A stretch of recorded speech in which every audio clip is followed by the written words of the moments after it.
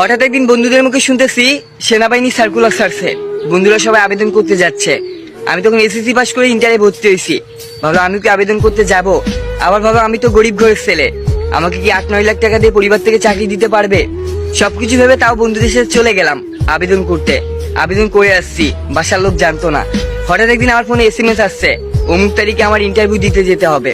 সত্যি বলতে তখনও আমার পরিবারের লোক জানতো না আমি যে সেনাবাহিনীতে আবেদন করছি। সেদিনও নিজের মতো করে সবকিছু গুছিয়ে নিয়ে চলে গেছিলাম সেনাবাহিনীর মাঠ করতে, চাকরির ইন্টারভিউ দিতে। সত্যি বলতে সেদিন আমার পরিবার মানুষগুলো জানতো না আমি যে চাকরির ইন্টারভিউ দিতে গেছি। সবাই জানতো আমি কোচিং এ গেছি। ঠিক প্রতিদিনের মতো 11টার সময় কোচিং শেষ করে বাসায় চলে আসবো। আর সেদিন 11টা ওভার হয়ে গেল। আমি সেনাবাহিনীর 11টা পদক্ষেপ গ্রহণ করতেছি। আমি জানতাম আমার আব্বু কল দিবে, তাই ব্রেক টাইমে সবার আগে যে ব্যাগ থেকে ফোন বের করছি। ব্যাগ থেকে ফোন বের করে দেখে আব্বু অনেকবার কল দিছে, তাই আমি নিজে আব্বুকে কল ব্যাক দিছি। আব্বু কল ধরার সাথে সাথে বলতেস, কই তুই এখনো বাসা আসলি না কেন? 12টা বাজতে গেছে, তুই জানিস না বাসা অনেক কাজ আছে, মাঠে থেকে গরুর ঘাস আনতে হবে, এখনো ঘুরে বেড়াচ্ছিস কেন?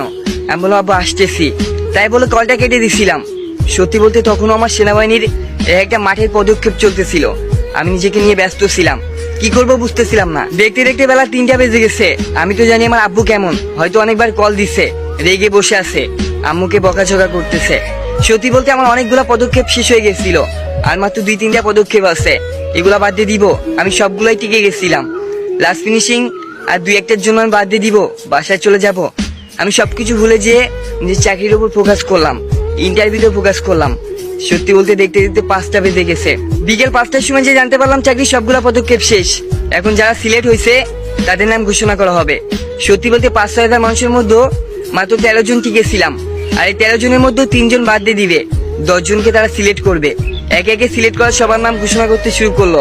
6 জন পার হয়ে গেছে, আমার নাম বলতেছে না। আমি তো